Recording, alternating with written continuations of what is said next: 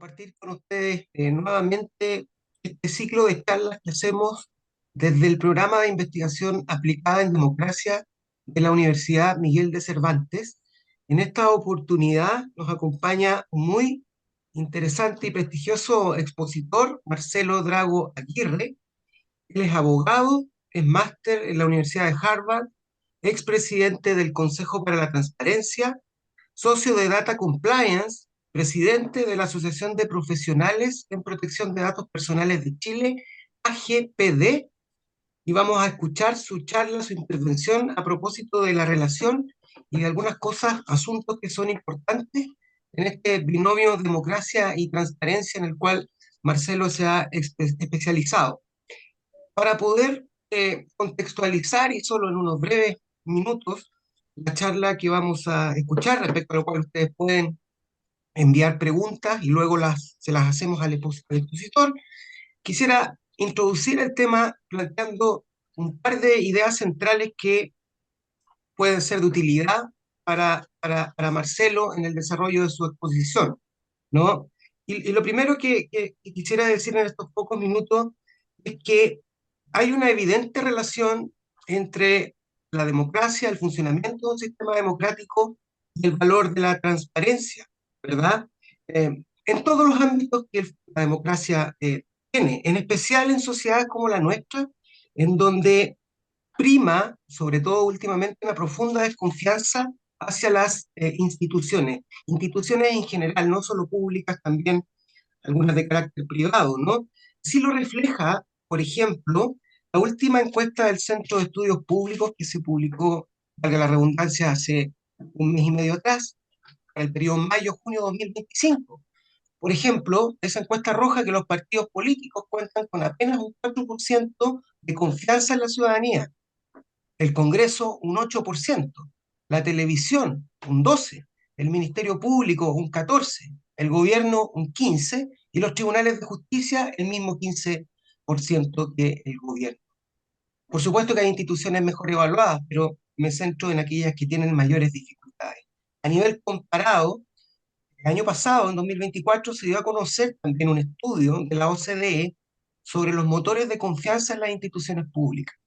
Tratándose de Chile, entre otros aspectos, por supuesto, que midió ese estudio, estableció que la mayor brecha de confianza con respecto al promedio de la OCDE es la confianza en los tribunales y en el funcionamiento del sistema judicial en su conjunto, en el caso de nuestro país. Pero bueno, ¿pero qué tiene que ver esto de la instalación de la desconfianza, verdad, respecto de las instituciones con el tema que nos convoca, que es la democracia y la transparencia? ¿No es cierto? Bueno, sabemos que la democracia no se limita a las elecciones, a votar periódicamente, ¿no? Sino que requiere de la generación e interrelación de un sistema complejo de instituciones. Y en ese contexto, la transparencia y la rendición de cuentas se configuran, dan forma, de alguna manera, a un atributo que es fundamental para el funcionamiento de este sistema democrático, para que los ciudadanos puedan de alguna manera controlar a sus representantes y también participar de manera informada en los asuntos públicos. Él ha registrado avances desde el retorno a la democracia significativos, ¿no? Pero también tenemos algunos desafíos. Estoy pensando, por ejemplo, hace ya varios años, ¿no?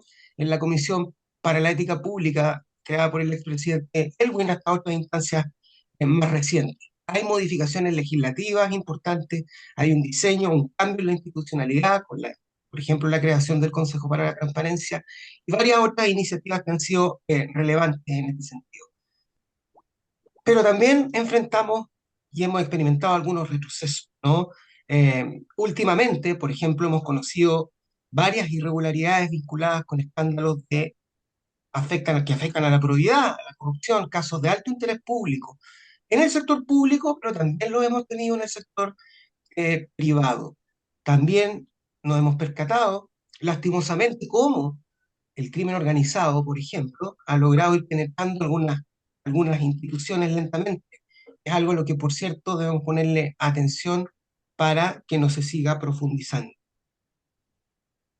La misma encuesta, perdón, del Centro de Estudios Públicos que mencionaba antes, una pregunta en un momento, en realidad es un estudio complementario a esa encuesta, salió publicado un poquito después de la propia encuesta, que se llama ¿A quién le interesa la corrupción? mide la trayectoria de preocupación de la ciudadanía chilena, en este caso, respecto a este tema entre los años 2000 y el 2025. Cómo ha ido variando la percepción de las personas en base a los propios estudios que hace el CEP. El documento concluye, es muy sintomático, ¿no?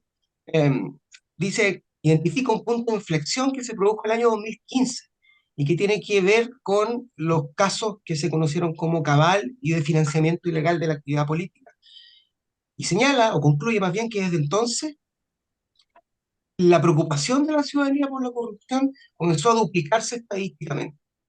Y además, en uno de sus apartados finales dice la preocupación por la corrupción como malestar sistémico se refleja, perdón, en el impacto que tienen factores políticos e institucionales, como la aprobación al gobierno, el ciclo electoral y la valoración de la democracia. Solo para terminar y darle la palabra a nuestro invitado, quisiera destacar que hace un mes atrás aproximadamente, como proyecto de investigación aplicada en democracia de la Universidad Miguel de Cervantes, presentamos un índice de funcionamiento de la democracia, se llama IFUDE 2025, que es una herramienta que pretende detectar año a año los avances y retrocesos experimentados en el caso de Chile el funcionamiento del sistema democrático, en algunos asuntos de particular relevancia para el funcionamiento, para la redundancia de la democracia. Dentro de la dimensión 3 que medimos, se denominaba vigencia del Estado de Derecho. Dice, uno de los indicadores que se utilizó en esa dimensión fue la corrupción. Tuvo una valoración negativa como consecuencia de numerosas investigaciones penales que, por ejemplo, se iniciaron en 2024 y que han sido de público conocimiento y que han involucrado incluso al propio Poder Judicial. Estas investigaciones, por cierto, han tenido mucha repercusión en la opinión pública y el impacto en el sistema político en su conjunto ha sido bastante notoria. Y además constatamos un retroceso en la posición de Chile en el índice de percepción de la corrupción 2024 de Transparencia Internacional, cayendo 3 lugares hasta el puesto 32. Hemos escuchado hablar de la actividad, de la intensidad de la actividad fiscalizadora de la Contraloría, por ejemplo, que intenta abrir luces donde hay algunos espacios de opacidad en el funcionamiento de las instituciones. Pues bien, respecto al tema que acabo de introducir, es que queremos escuchar la más letrada opinión de nuestro invitado de hoy, Marcelo. Muchas gracias, Carlos. Coincido plenamente en el marco en que tú planteas esta cuestión. Efectivamente, la transparencia eh, hoy día es la principal mecanismo de rendición de cuentas que tienen las autoridades frente a la ciudadanía, y la rendición de cuentas, el famoso accountability que mencionan en el mundo anglosajón, eh, es uno de los pilares de las democracias modernas. Y funciona así, digamos. Sin transparencia, la verdad que el accountability o la rendición de cuentas se hace superfluo, no es real, digamos. Y por eso herramientas de transparencia verdadera que realmente tengan, a las cuales la ciudadanía puede recurrir, eh, permiten que exista esa rendición de cuentas. Yo siempre digo eh, que antes los ciudadanos, las autoridades eran gente a quienes se les rendía honores, digamos. Y hoy día más bien son personas que tienen que rendir cuentas. Esa es un poco la evolución de la contabilidad cuando se introduce en la democracia. Voy a presentar aquí donde se enreda todo, pero déjenme probar bien. Perfecto, se ve la pantalla, ¿cierto? Y se ve perfecto. Ya, déjame, perdón, es que... Ah, ya, un segundo más. Ya, se sigue viendo lo mismo, ¿cierto? Así Ya, es. gracias. Bueno, conversemos un poquitito de democracia y de transparencia. ¿En qué estamos? Afortunadamente, Carlos aportó el marco teórico que me permite pasar rápidamente a la situación en que estamos.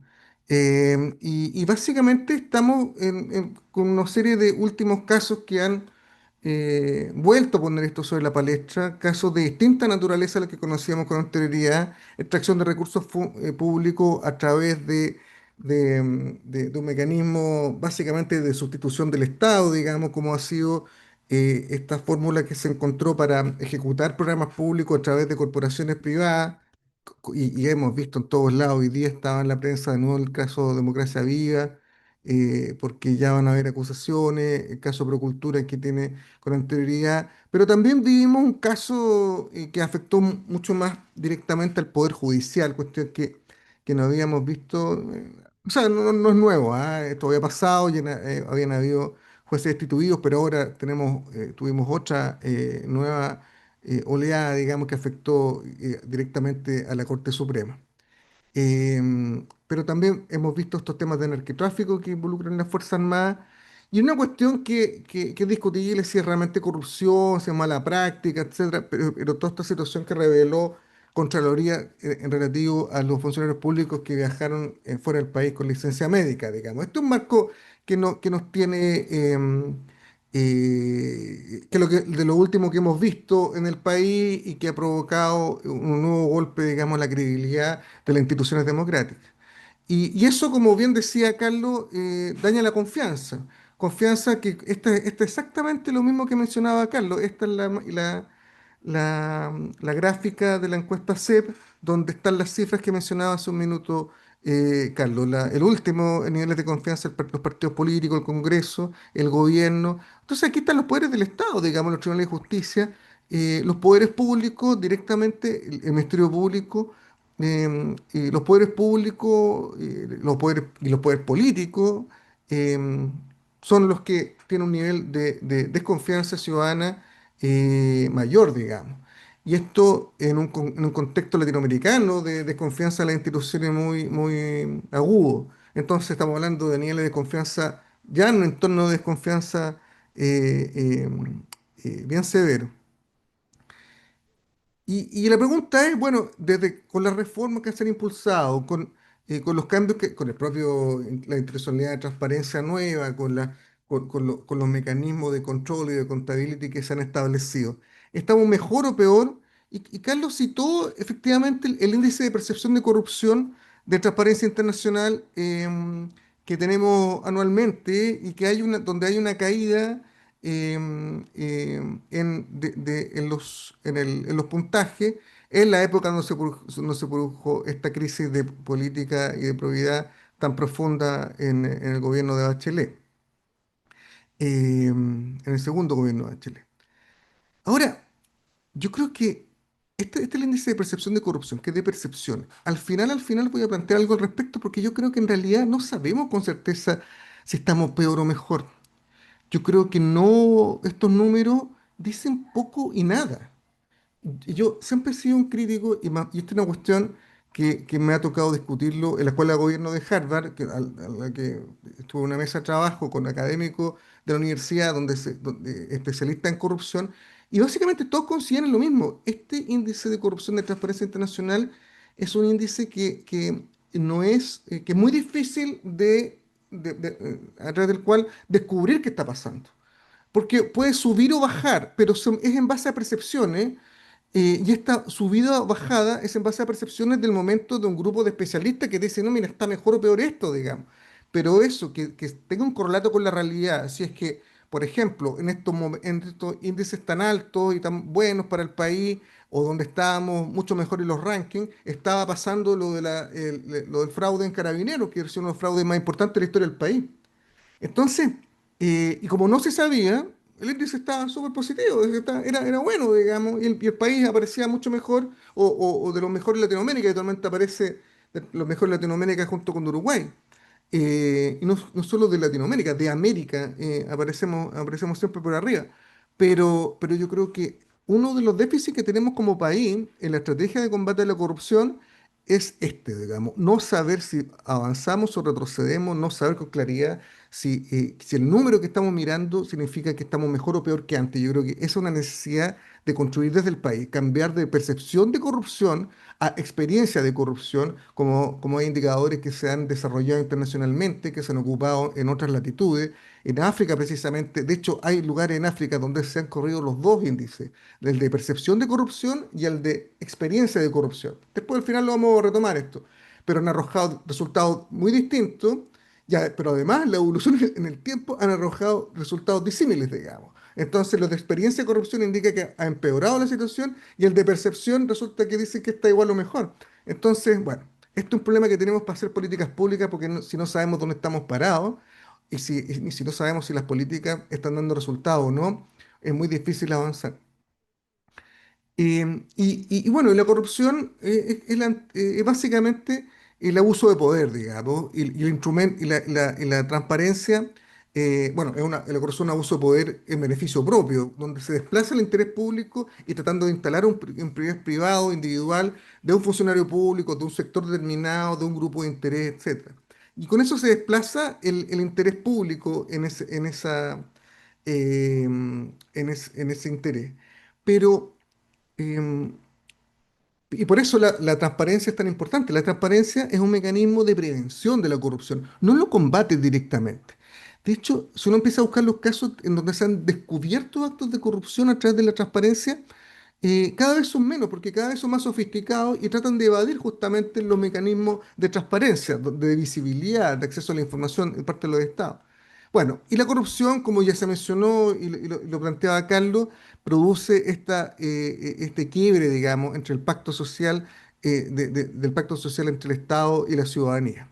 Y básicamente bombardeando la confianza en las instituciones democráticas y eso debilita la legitimidad de las instituciones y posteriormente su despliegue, su accionar y el proceso de toma de decisiones públicas. Em, entonces, bueno, y básicamente transmite un mensaje muy equivocado sobre la autoridad y cómo se ejerce el poder en un ámbito democrático. Eh, ¿Cómo entender la corrupción? Hay varias formas de entender la corrupción em, a través justamente del desarrollo institucional o a veces del desarrollo económico, pero hay un marco teórico que no es nuevo, pero que yo creo que es el adecuado para entenderla, que es básicamente la corrupción como un equilibrio de comportamiento contingente. Básicamente se puede entender como un fenómeno social, donde las decisiones individuales de involucrarse en un acto de corrupción, aquí está en inglés, dice pagar una coima, digamos, esta es la curva de pagar la coima, de involucrarse, estar disponible a participar del acto de corrupción, está determinado por lo que uno espera que los demás hagan. Es un comportamiento contingente al comportamiento del resto, o por lo menos de lo que individualmente yo puedo esperar que haga el resto. Eso viene de un premio Nobel de Economía que se llama Thomas Schilling, que lo analizó en este marco y un montón de otros marcos, básicamente el mundo económico, esto del comportamiento contingente. Pero básicamente esto permite aislar la corrupción de un fenómeno como de moral o inmoral, sino que buscar por qué en situaciones similarísimas, en países con mismo nivel de desarrollo, con instituciones similares, políticas o legales, con una trayectoria similar, algunos están en un nivel de corrupción muy alto y otros en niveles de corrupción muy bajos y les cuesta un mundo salir, sobre todo a los niveles de corrupción altos, por mucho que implementen reformas y traten de contener esta situación, como ha pasado en México, por ejemplo, donde han implementado un sinfín de reformas, una más sofisticada que otra, en ciertos minutos, les cuesta salir del espacio de corrupción. O de una institucionalidad y de personas que participan de la corrupción. ¿Y esto por qué básicamente? Porque, miren, este gráfico tiene, como les decía, ahí está, tiene dos líneas. Esta línea se llama pagar soborno. Acá abajo, que aquí yo tengo algo me está tapando aquí. Ya. Acá abajo es las expectativas que tiene la persona de que el resto esté participando de la corrupción. Entonces una persona acá dice, mire, aquí en realidad yo estoy acá al comienzo, es poca gente que la que yo creo que participa de la corrupción. Si nos movemos más acá en esta línea, en realidad yo pienso que hay mucha más gente que participa de la corrupción. Si nos terminamos moviendo acá, en realidad todo el mundo participa de la corrupción. Y acá los beneficios netos que yo puedo obtener de participar o no en la corrupción o de ser honesto. Porque y cuando poca gente participa de la corrupción, en realidad los beneficios de ser honestos son muy altos. em, los beneficios de no participar en la corrupción son altos. Yo puedo ganar los contratos en licitaciones públicas porque son transparentes y son correctas, entonces no tiene pagar un soborno para que me adjudiquen una licitación, en realidad no tiene sentido porque los beneficios de hecho son mucho más bajos, yo tengo que estar pagando y más bien yo me doy cuenta que muy poca gente lo hace o casi nadie, no tiene ningún sentido pagar un soborno para adjudicarme una licitación si yo creo que nadie lo está haciendo y nadie lo hace en la práctica, o es por lo menos mi percepción.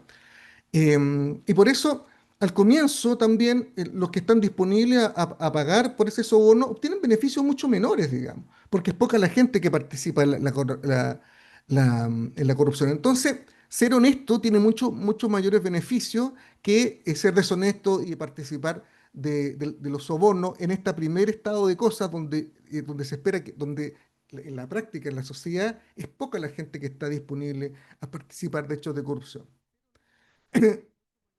Y aquí entonces se produce un círculo virtuoso, del cual se producen todos los incentivos para que se permanezca en un estado de cosas donde no haya corrupción. Aquí el funcionario público al cual se le ofrece una coima no participa. O el funcionario público que ve que al lado están coimeando está disponible a denunciar porque en realidad no va a tener consecuencias porque como es poca la gente que participa de la corrupción, él sabe que las autoridades van a tomar medidas, van a abrir un sumario, probablemente una causa penal y se va a aplicar las sanciones a esos funcionarios que él denunció, digamos. Entonces, además no tiene miedo de denunciar porque encuentra un ambiente donde hay apoyo porque en general la gente no participa en la corrupción.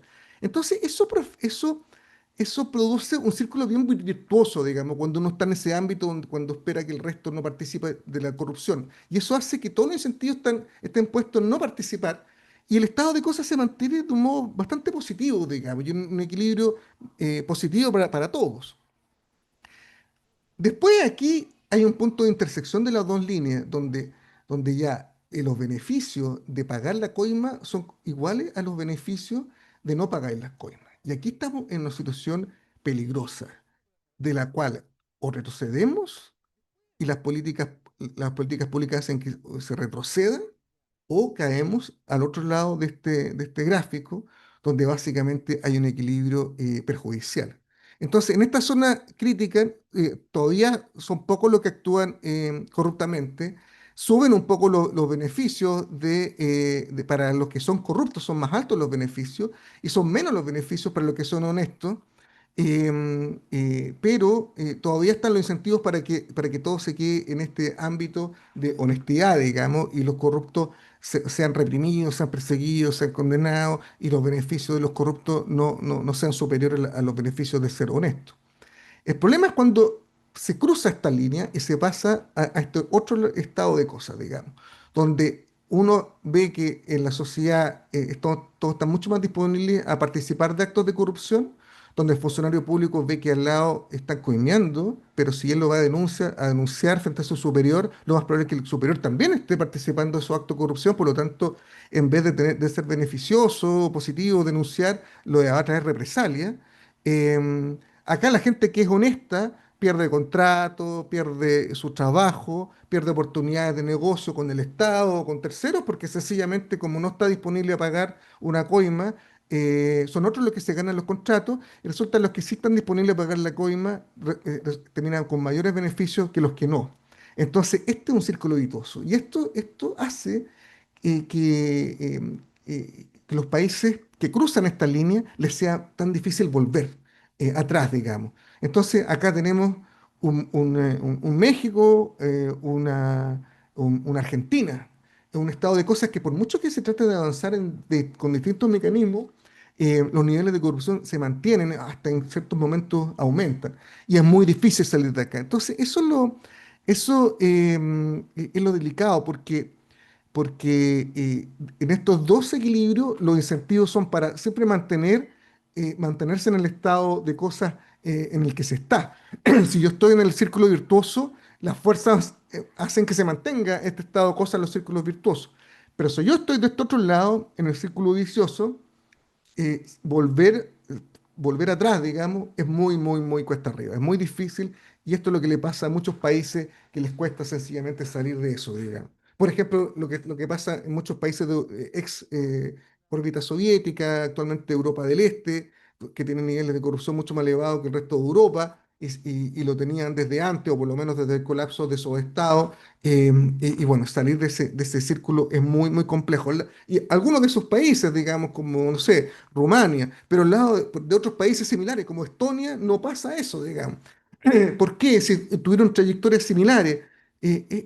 Una forma de interpretar eso, esto no son conclusiones definitivas y son marcos teóricos que pueden aplicarse a distintos otros marcos teóricos, pero una forma de entender eso es este marco teórico de comportamiento contingente y de lo que esperaría el resto que haga, o lo que yo hago depende de lo que el resto haga. Entonces, ¿qué hacer? Em, y bueno, primero la transparencia, que es lo que nos convoca hoy día. La transparencia es el principal mecanismo que hace posible la contabilidad. Y el país ha avanzado muy fuertemente en su minuto con la creación de un sistema de transparencia donde hay obligaciones de transparencia activa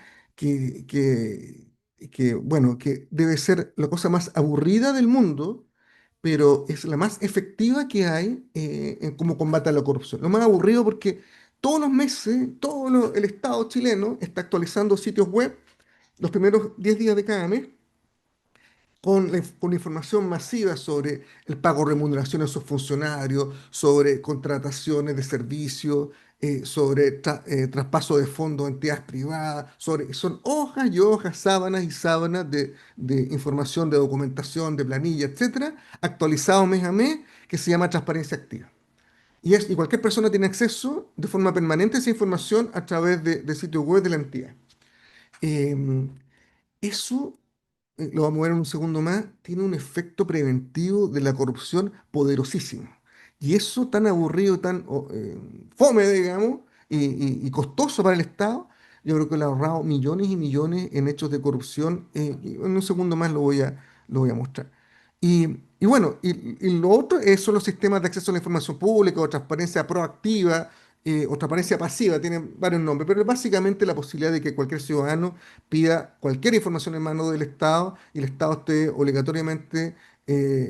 obligado a responder en un plazo determinado, con condiciones determinadas, de forma completa, etcétera.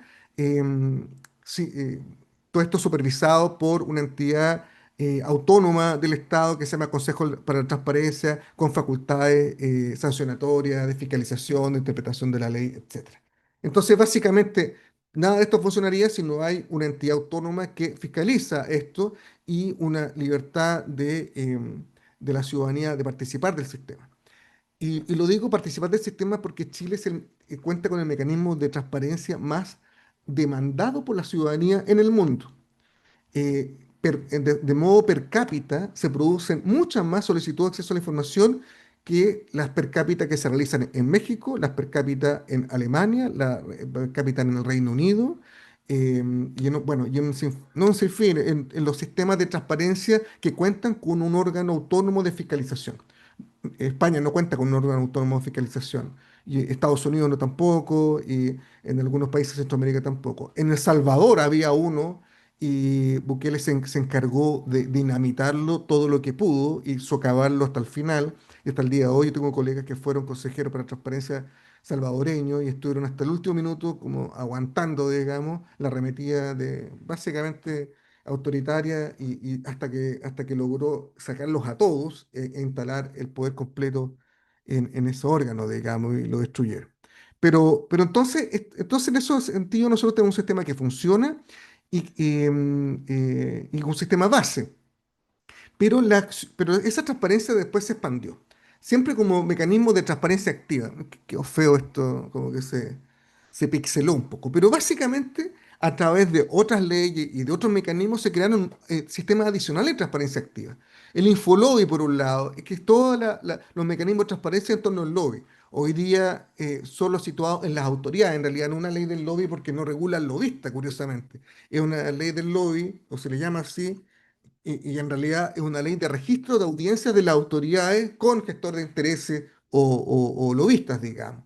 Pero bueno, entonces tenemos un registro muy sofisticado de toda esta audiencia que se han acumulado miles de información.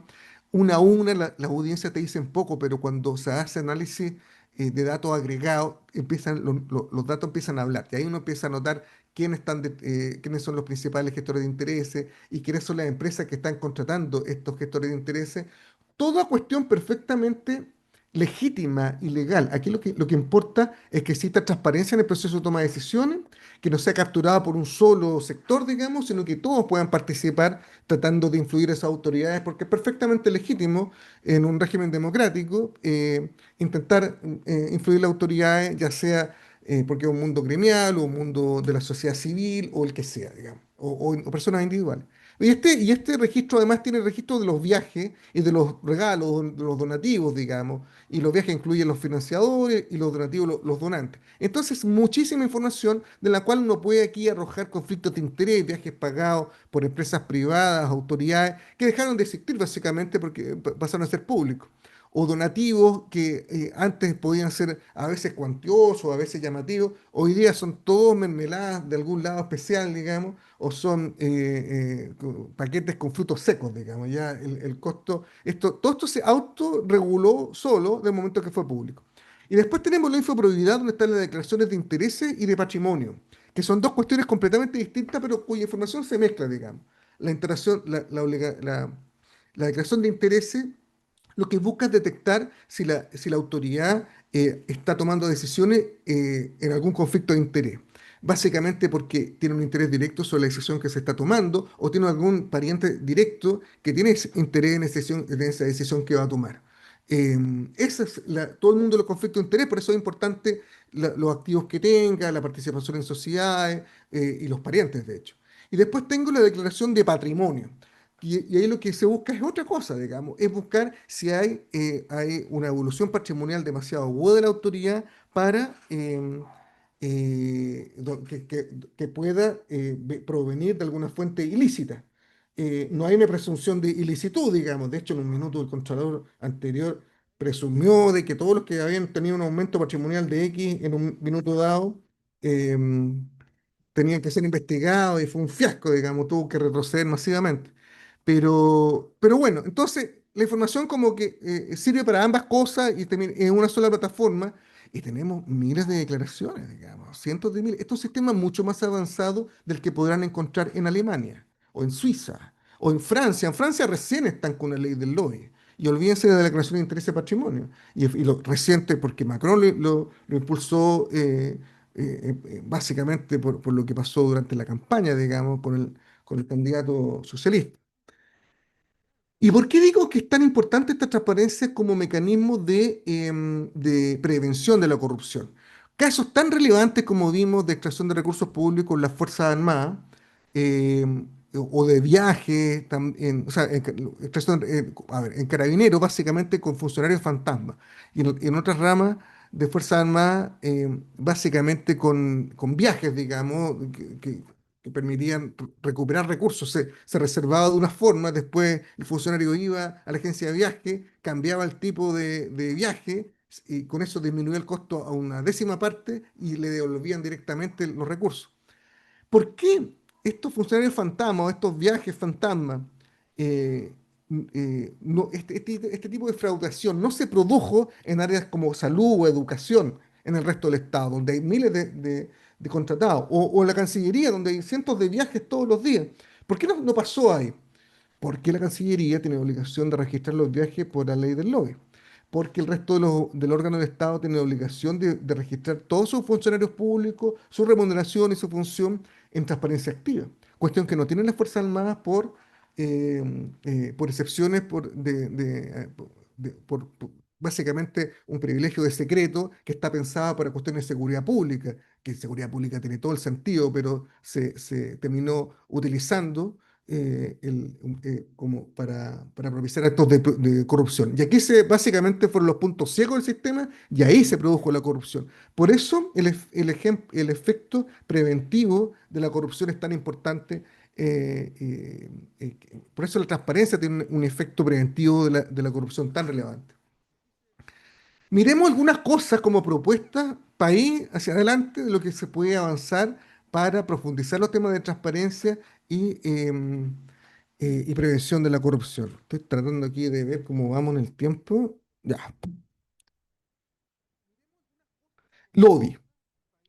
Lo que tenemos hoy día es un registro de audiencias de las autoridades públicas. Toda la carga regulatoria en materia de lobby no está en el lobista, sino que en las autoridades que reciben a los lobistas.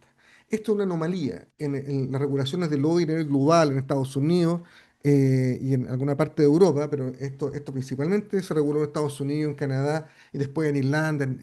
Ahora muy reciente salió una ley en Inglaterra y bueno, el resto de Europa, en Alemania, aquí tienen una opinión totalmente distinta, no hay ninguna ley del lobby ni la van a tener, digamos. Pero básicamente todas las otras leyes del lobby están centradas en los lobistas. Tienen una obligación de registro para su actividad en la medida que sea habitual y de publicidad de quiénes son sus clientes, sobre qué autoridad están realizando el lobby, sobre qué temas están realizando el lobby y cuánto le están pagando por hacerlo. Eso en Chile, la ley del lobby nuestra, en realidad es la antítesis de eso, porque la pregunta no se la hago al lobista, sino que las preguntas se la hago a la autoridad. Usted, ministro de Energía, ¿con qué empresa se reunió? ¿Cuándo se reunió? ¿Y qué tema se habló? Y eso tiene que registrarlo en una plataforma y eso es público. Eso en sí mismo no está mal, está bien. Es valor, es adicional en materia de transparencia. Pero falta dar el paso de establecer un estatuto de transparencia de los lobistas y de obligación de información permanente al estilo anglosajón. Y creo que es el paso que hay que dar, y en parte en ese sentido el proyecto de ley que se presentó en el Parlamento y hoy día, bueno, ha avanzado bien poco, la verdad. La ley anterior también se demoró como 12 años en aprobarse. Esta reforma, no sé cuándo verá la luz. También hay que avanzar en materia de transparencia en el sector privado.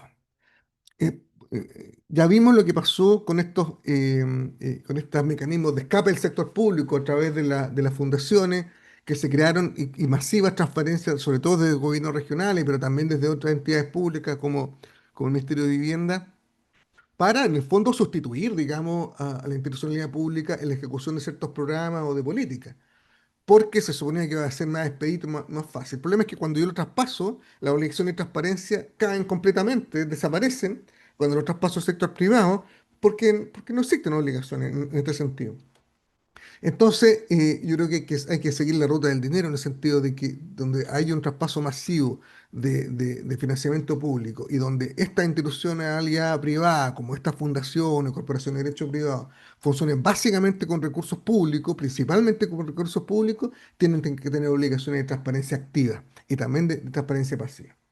Lo mismo pasa con otros ámbitos públicos que capturan cotizaciones obligatorias de los trabajadores y eso también deberían haber espacios de transparencia, como la AFP, como la ISAPRE, como las mutuales de seguridad. Si hay una ley que obliga a que un trabajador le entregue parte de su remuneración a estas entidades para cubrir seguros, para lo que sea, pero sea obligatorio, deberían tener obligación de transparencia activa. Y también lo que mencionábamos, digamos, lo que pasó con las Fuerzas Armadas, la obligación de reserva, que obviamente las Fuerzas Armadas tienen que tener reglas que hay tres jefes, eran dos nomás. Las Fuerzas Armadas tienen que tener un ámbito de reserva significativo porque obviamente estamos hablando de seguridad nacional y de secretos que tienen que mantenerse, digamos, sobre equipamiento, sobre contingentes, una serie de cosas que sin ninguna duda tienen que mantenerse en reserva. Pero eso no puede ser excusa para que este ámbito de opacidad se faciliten la comisión de actos de corrupción, y ahí hay una reforma que yo intenté avanzar y avanzamos harto en un minuto, pero básicamente las Fuerzas Armadas tienen un nivel tiene una bancada propia o tenía una bancada propia en el Parlamento y bloquean muchas cosas, digamos. Pero también avanzar en los estándares diferenciados, porque hay un estándar que promovió el Consejo para la Transparencia, que es básicamente para los órganos públicos y de la Administración Central del Estado, los municipios, los gobiernos regionales, pero después están los órganos autónomos constitucionales que tienen estándares diferenciados y que creo que debería avanzarse de todas formas hoy día. Me contaban ayer que hubo un fallo de la Corte de Apelación en contra del Ministerio Público. Cuando yo reclamo por transparencia al Ministerio Público, no puedo ir al Consejo de Transparencia, tengo que necesariamente ir a una Corte de Apelaciones. Eso provoca obviamente una barrera de entrada altísima. Y la Corte de Apelaciones le dio la razón a los reclamantes porque no se había entregado un sinfín de información del Ministerio Público. Em, la protección de los denunciantes es muy, muy importante en esta materia, pero creo que en Chile no lo hemos logrado abordar bien. Hubo mucha denuncia anónima promovida por la Contraloría a través de mecanismos de Internet. Básicamente, esa denuncia anónima se tradujo en un sistema de vendetas, digamos, personales y de un sinfín de invenciones y de difamación de funcionarios públicos de unos a otros, digamos, porque era totalmente, el costo de denunciar era cero y la denuncia no era que fuera anónima en el sentido de que no se diera a conocer el nombre de la persona denunciante, sino que era anónima en el sentido de que nunca la persona, o sea, la persona denunciante no tenía que entregar su nombre, digamos. Entonces, básicamente se transformó solo en un caldo de cultivo. Eran miles y miles. Esto yo lo conversé con el Contralor en su minuto. Y básicamente el 95%, el 99% se desechaba. Y cuando uno escarbaba en la denuncia, básicamente eran puras situaciones al interior de la administración donde se trataba de difamar a alguien unos a otros, digamos. Tiene que ser un mecanismo donde la persona se sienta acogida y se sienta llamada a denunciar porque hay una situación grave, pero sea un mecanismo de apoyo, de acogida y de seguimiento. Esto funciona así en Alemania. En Alemania hay delegados de integridad que son externos a las instituciones públicas.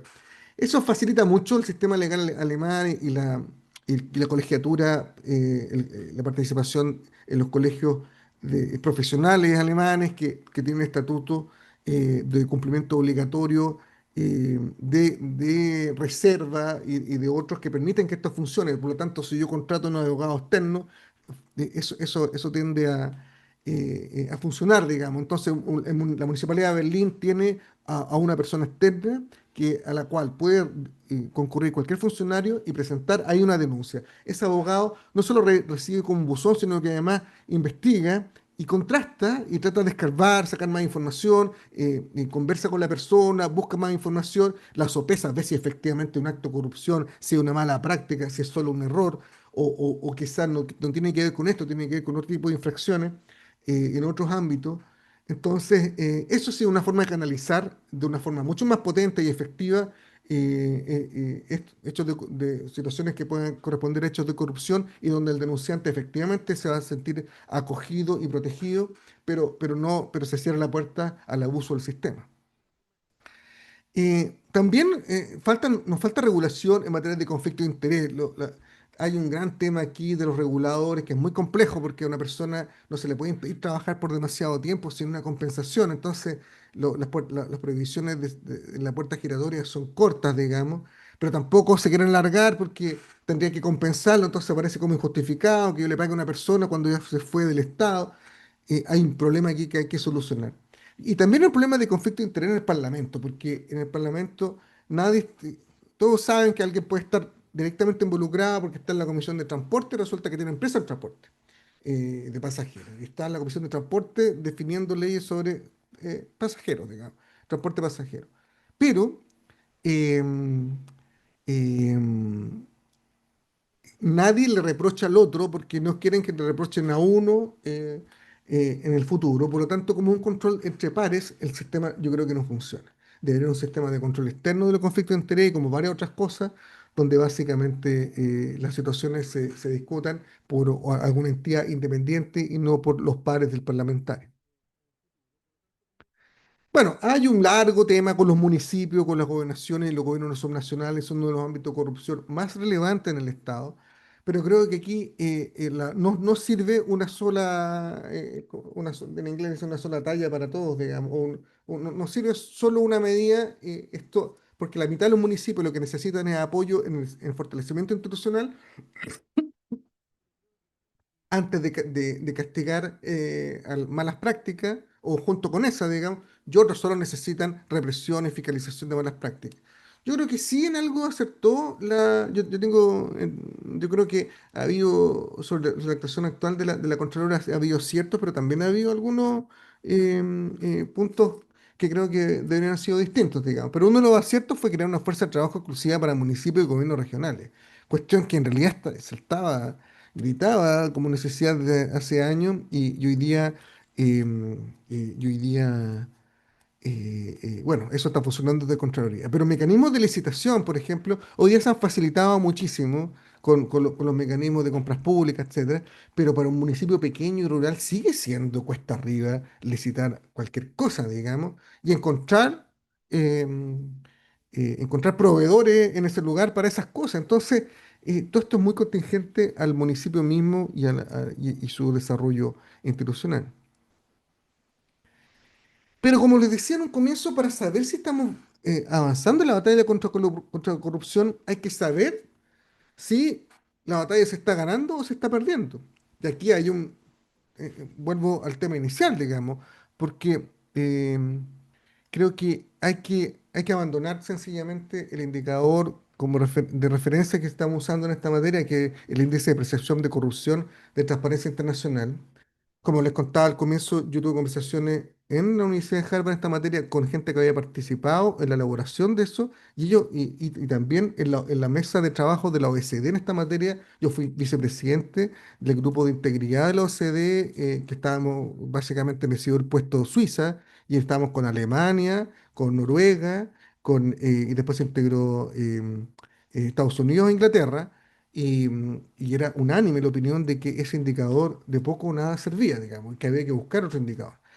Bueno, y en Harvard me contaban profesores que habían participado décadas atrás en la elaboración de eso, que estaban un poco arrepentidos a estas alturas del partido, porque veían que se usaba este indicador como casi un mecanismo como de publicidad o de relaciones públicas, de transparencia internacional, y no estaba arrojando los números que se necesitaba para combatir la corrupción. Entonces, tenemos que, como país, elaborar un indicador propio. Creo que ese indicador el modelo a seguir es un indicador sobre experiencia de corrupción. Piensen ustedes cómo hoy día históricamente se detectaba la delincuencia por las denuncias que había de delitos, digamos. Eso era como un indicador habitual. Y después se avanzó a la encuesta de victimización. La encuesta de victimización es muy parecido a una encuesta sobre experiencia de corrupción, porque la encuesta de victimización en delincuencia le pregunta a usted o su familia directa, ¿ha sufrido el último semestre algún robo con fuerza o sufrió un asalto en su casa? ¿Le pasó esto? ¿Usted supo de eso de alguien directo? O sea, ¿experimentó eso, sea de primera mano o de segunda mano? Y obviamente, bueno, en hechos de corrupción nadie debe decir, sí, yo participé en un hecho de corrupción o yo vi como alguien coimeaba, porque puede estar expuesto a represalias, puede tener temor, y evidentemente si él participó no va a decir nada, digamos. Pero perfectamente a través de estos indicadores se puede, con preguntas proxy, levantar la misma información. ¿Usted cree que, o sea, bueno, usted ha escuchado de alguien que haya presenciado hechos de corrupción en el último semestre al interior de su municipio, de su órgano del Estado?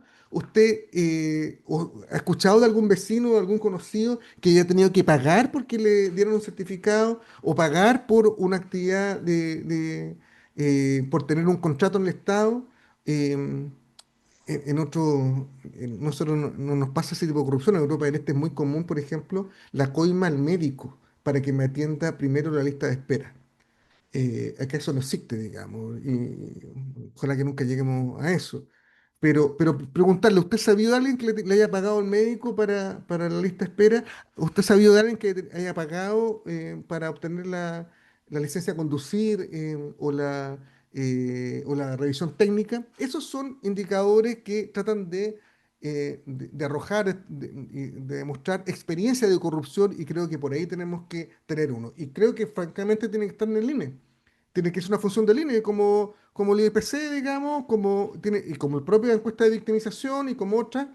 Si vamos a combatir la corrupción, tenemos que saber cómo va esa batalla, digamos, y tenemos que tener un indicador anual que nos permita saber cómo vamos avanzando.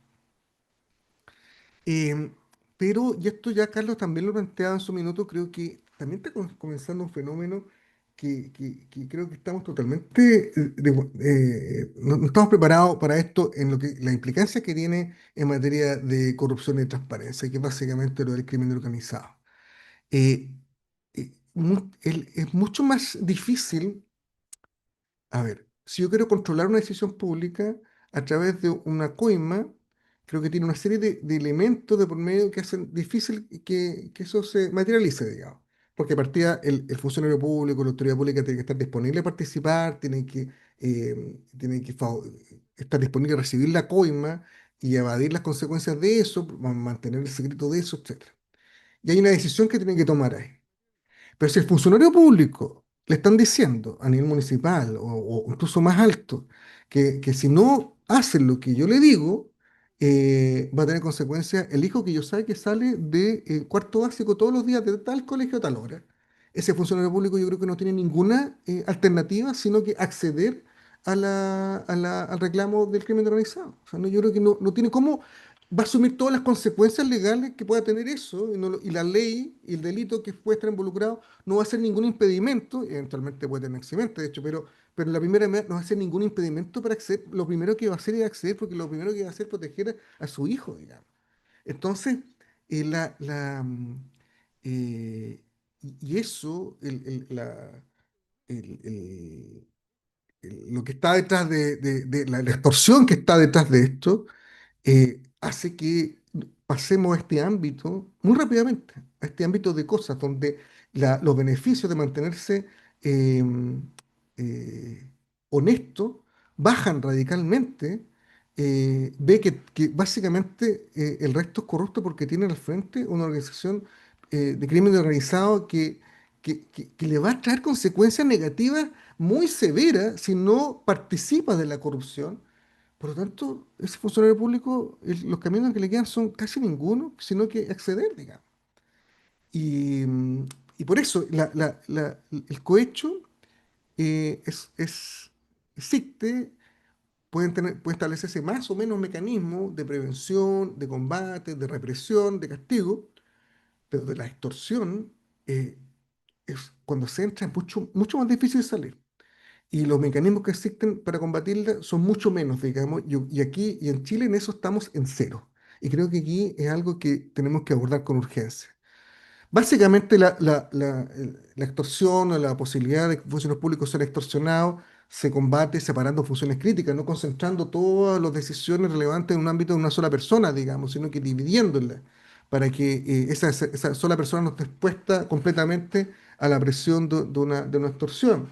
Em, Sistemas de rotación en cargos sensibles, digamos, no dejar a una misma persona permanentemente en ese cargo que tiene un alto nivel de exposición, porque la posibilidad de que accedan a ella, que se establezcan redes, son muy altas, digamos. Entonces, en los cargos que se terminen como sensibles, tiene que haber un nivel de rotación significativa. Tiene que haber sistemas de denuncia y que estén ligados a protección mucho más sofisticados que el que tenemos ahora.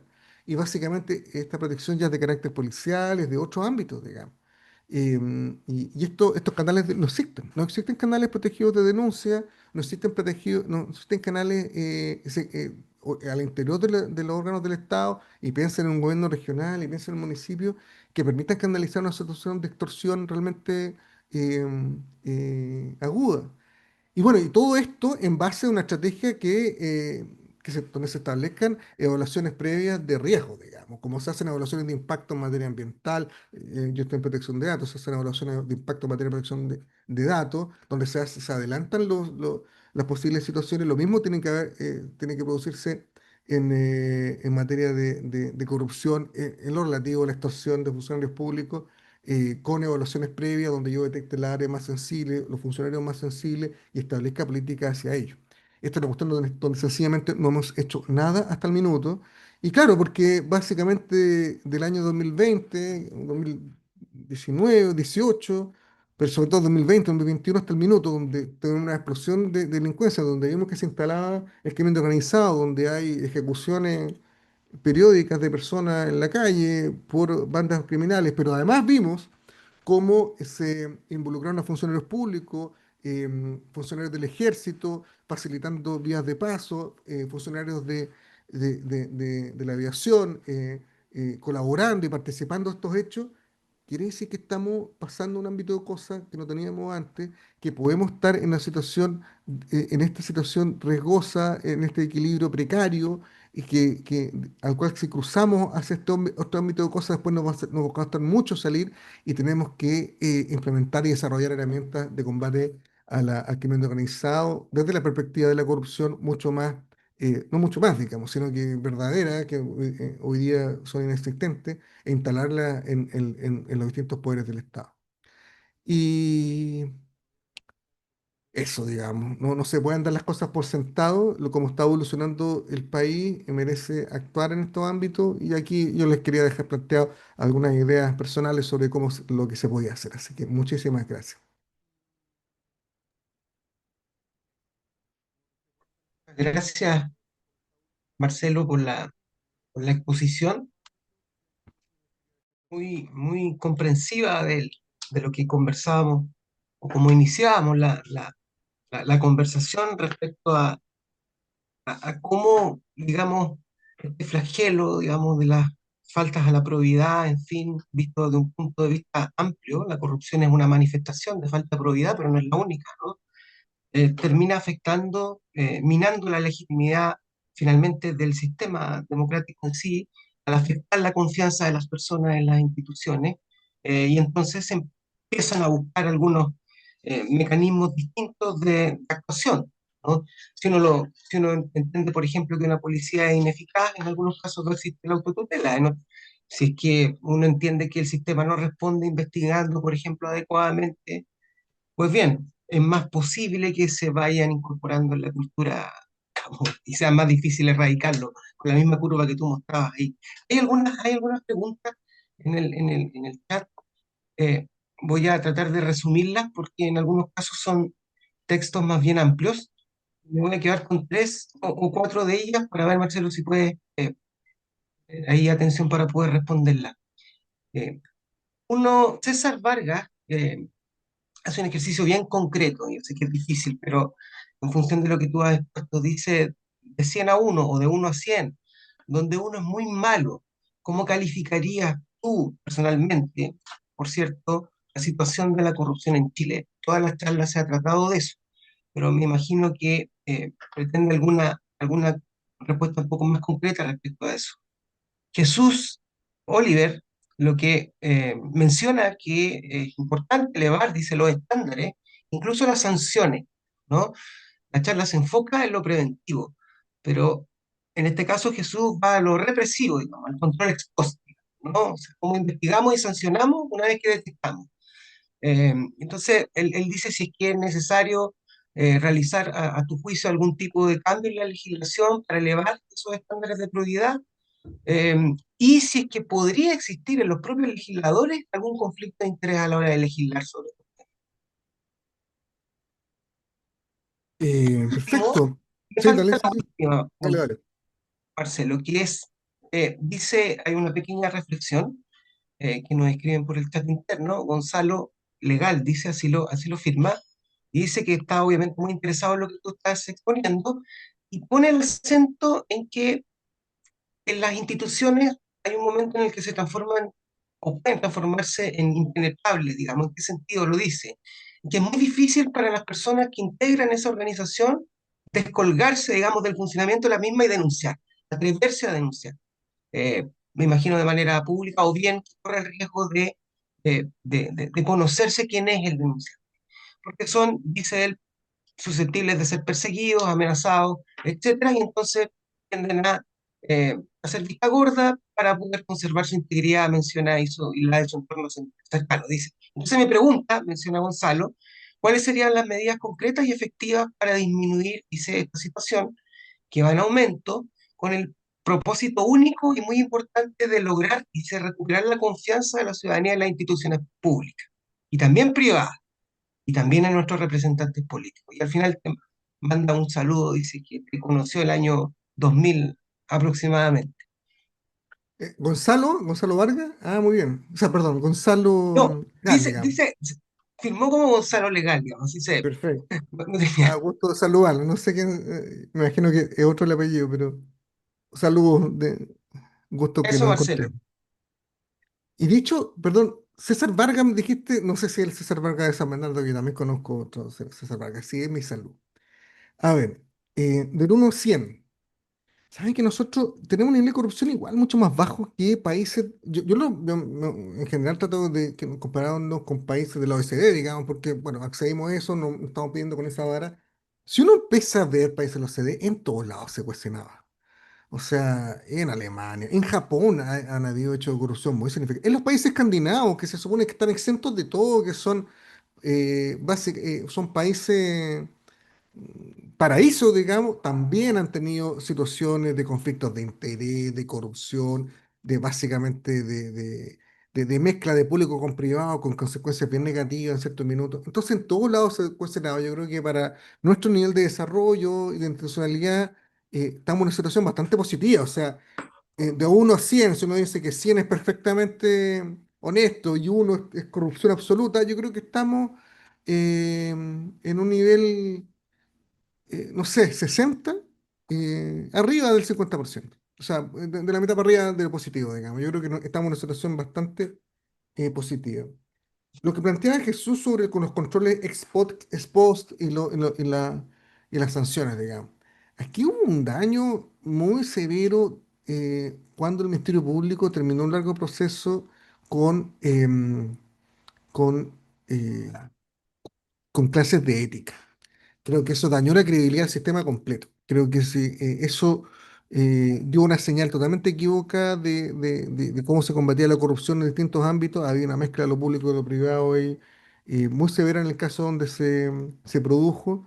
Y básicamente a esta altura del partido parece bueno, que el fiscal a cargo tenía una serie de incentivos más bien de carácter personal para terminar de resolver ese caso de esa forma y lo que fue en un minuto denunciado por algunas autoridades del Consejo de Defensa del Estado, de otros ámbitos, y ahora se le está encontrando la razón, digamos. Eh, Porque no son tantos los cambios que hay que hacer. Hay que hacer algunos cambios, digamos, pero en el sector público realmente tal, las penas del cohecho soborno son suficientemente altas, los controles existen.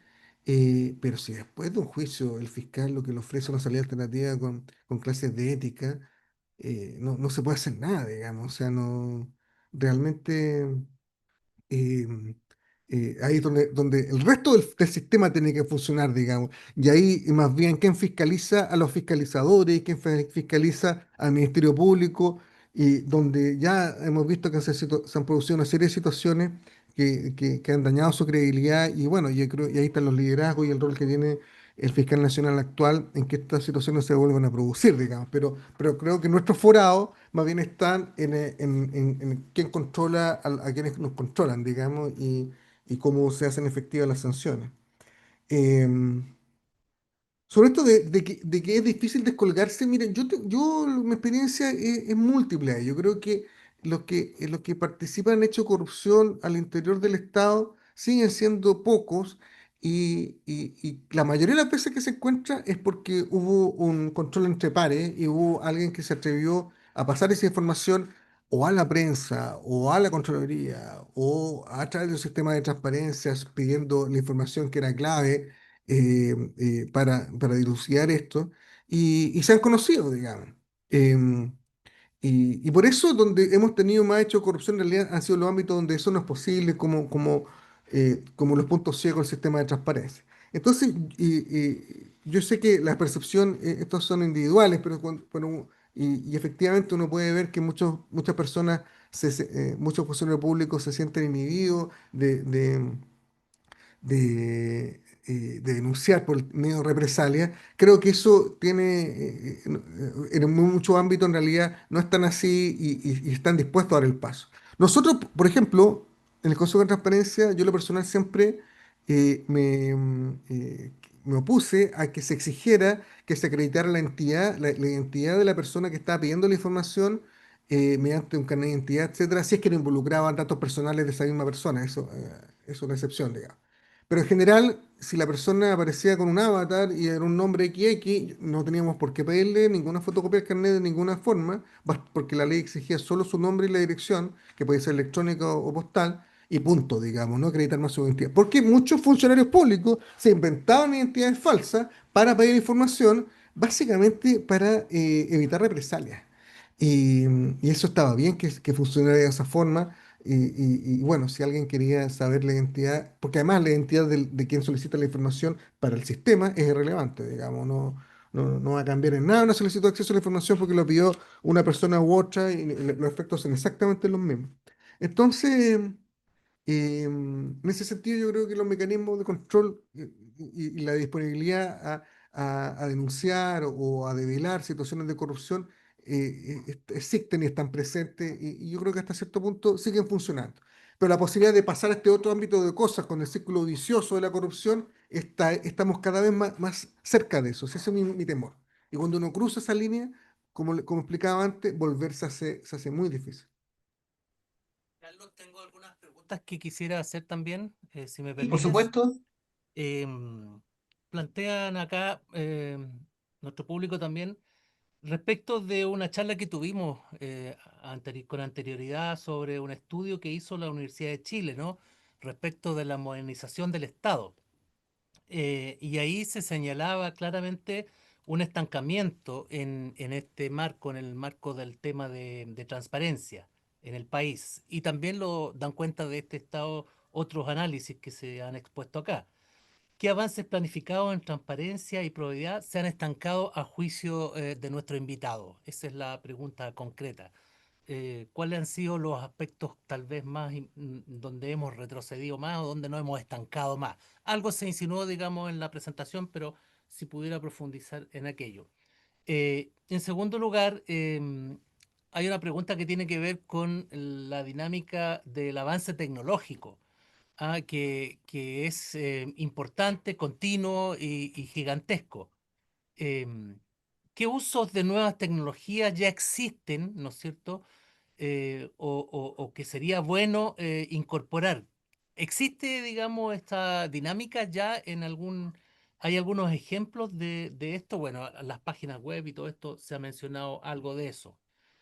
Y una tercera pregunta tiene que ver con la opinión que nos ha planteado un amigo de la universidad que ha venido en otro tiempo, que es Daniel Inerarity, ¿no es cierto? Quien en sus temas ha planteado que el tema de la transparencia es absolutamente necesario en la sociedad, pero que ésta debe tener algunas limitaciones. ¿M? Por ejemplo, en el respeto al derecho de intimidad. ¿Qué opina en este sentido el profesor Drago sobre este tema?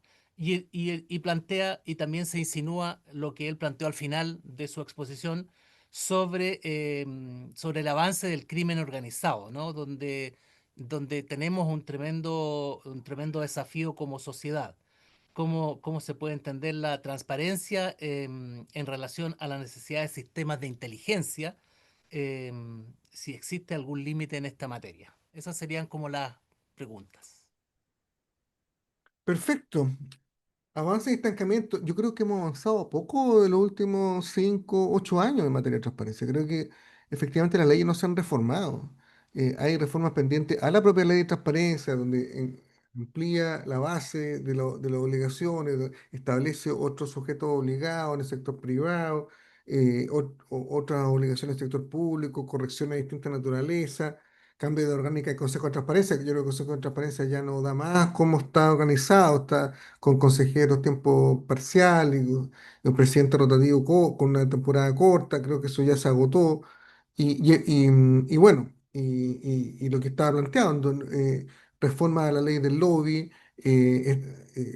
cambios en los puntos ciegos del sistema. Toda esa primera parte era justamente cuestiones normativas que están pendientes y en lo cual estamos estancados. Yo creo que efectivamente estamos estancados, no hemos logrado sacar reformas. Yo creo que además se perdió una buena oportunidad con la convocatoria de esta comisión asesora ministerial después de la crisis de los recursos que se gastaron en corporaciones privadas o en las fundaciones, digamos, porque su ámbito de propuesta se limitó estrictamente al tema de la transferencia. Y esta cuestión es como una cañería que hay en una casa, digamos. Porque si tengo una fuga en un lado y voy y la tapo, lo más probable es que cuando la tape se abra la fuga en otro lado, digamos, porque la cañería es muy vieja. Entonces, si yo tengo una fuga, en realidad tengo que mirar todo el sistema. Y no basta con mirarlo parcialmente como lo hicieron con esta comisión y creo que ahí se perdió una oportunidad. La comisión anterior se había enfocado en temas de carácter de financiamiento político, digamos que estuvo muy bien. Ahora era el momento de una reforma en este otro sentido y la verdad que fue una oportunidad que se desperdició. Yo creo que efectivamente estamos estancados. El uso de nuevas tecnologías. eh, Mira, yo creo que más bien el perfeccionamiento del sistema existente ayuda a que se controlen a partir de esos sistemas. Por ejemplo, el cambio de licencia médica en papel a la electrónica permitió un nivel de control de la licencia médica que era imposible de realizar antes. Y cuando se pasó a la licencia médica electrónica, se detectaron que había médicos que emitían 300 licencias por hora, digamos, y que se emitían desde el extranjero, y que, etcétera, etcétera, etcétera. Si esas fueran en papel, nada de esto se hubiera sabido siquiera, porque era una ruma de papel acumulado en algún lado, y procesar esa información era mucho más alto, o sea, era imposible, digamos. O sea, se podía hacer pero gastando una millonada de plata en intentar acumular estadísticamente esa información para buscar patrones que arrojaran comportamientos anómalos y con eso ir a buscar. Entonces, básicamente los avances tienen que ir más que por las herramientas de control mismas, por las herramientas de funcionamiento en que funcionen las cosas y eso permite que se controlen y que sea mucho más transparente. Lo que planteó Daniel me comentaba sobre las limitaciones a la transparencia respecto, por ejemplo, a la privacidad. Yo en eso estoy totalmente de acuerdo, digamos. Creo que la principal limitación, César Vargas Neira, claro, ahí está César Vargas Neira, perdón, sí, sí. Em, Perdón, es que me distraje porque aquí estaba viendo el chat y los comentarios que decía. Carlos bueno, lo que comentaba Daniel sobre las limitaciones. Efectivamente, hoy día, de hecho, nuestra Constitución establece el derecho a la protección de datos como una garantía constitucional. Y eso es un estándar que puede ser mayor incluso que el derecho de acceso a la información.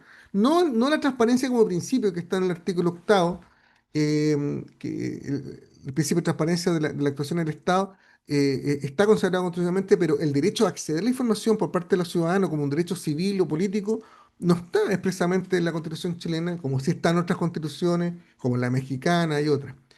Pero sí está el derecho a la protección de datos personales, por lo tanto no debería asumir que normativamente al menos tiene una jerarquía mayor.